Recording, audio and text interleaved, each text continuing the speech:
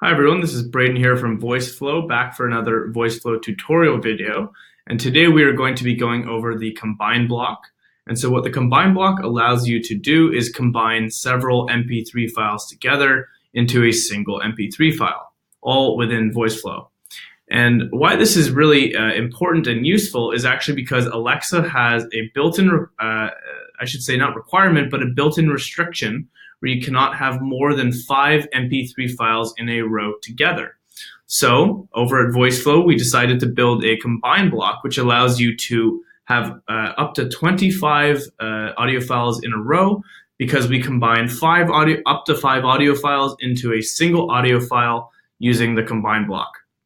So again, the reason this exists is Alexa has a restriction that you can only have up to 5 audio files in a row. And so we allow you to take up to 5 audio files, crunch it into one, and you can do that 5 times to have up to 25 audio files in a row. Now, we don't suggest you have up to 25, but we essentially wanted to give you a way where you do not have to worry about the restriction. We take care of all that for you. So let's pull out the block.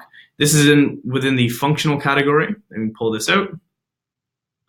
And you'll see here, you can add file just like you normally would, or use a URL. So I'm going to add a file here, .mp3.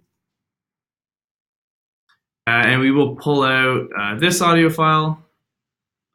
So that's a 2-second one, and we'll pull out another audio file. We'll pull out this one.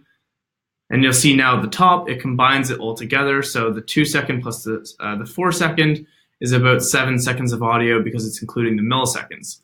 And so we can do this up to 5 times. And so when our Alexa skill plays, it's going to play the combined audio, which is made up of all these smaller chunks. And so that is the combine block in a nutshell. It's incredibly powerful because it allows you to go well over the 5 audio file limit. But again, definitely, if you have 25 audio files, consider using something like GarageBand to combine it manually there. All right, guys, we hope you guys enjoy using the combine block, and we will see you in the next tutorial video.